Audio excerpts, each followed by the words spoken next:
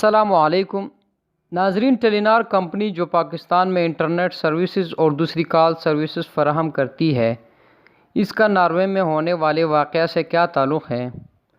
کیونکہ اس واقعے کے بعد پاکستان میں ٹیلی نار سروسز کو بینڈ کرنے کے لیے سوشل میڈیا پر بہت تیزی سے کمپین شروع ہے۔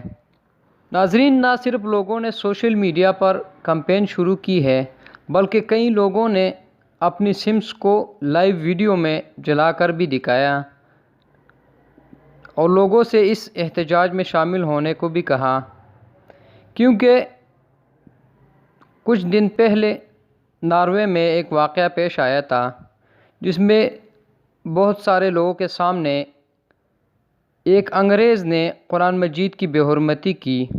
چونکہ ٹیلی نار کمپنی بھی ناروے کی ملکیت ہے اور سوشل میڈیا پر کمپین چلانے کی بھی یہی وجہ ہے، کیونکہ قرآن مجید کی بے حرمتی بھی ناروے میں کی گئی۔ ناروین حکومت نے اس کے خلاف کوئی سخت ایکشن بھی نہیں لیا۔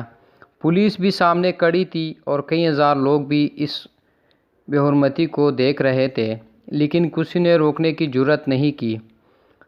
اس واقعے کے بعد تمام مسلم ممالک، خاص کر پاکستان اور ترکی کی عوام نے شدید احتجاج کیا اور پاکستانی عوام نے ٹیلی نار کمپنی کو بینڈ کرنے کے لیے سوشل میڈیا پر تحریک بھی شروع کی۔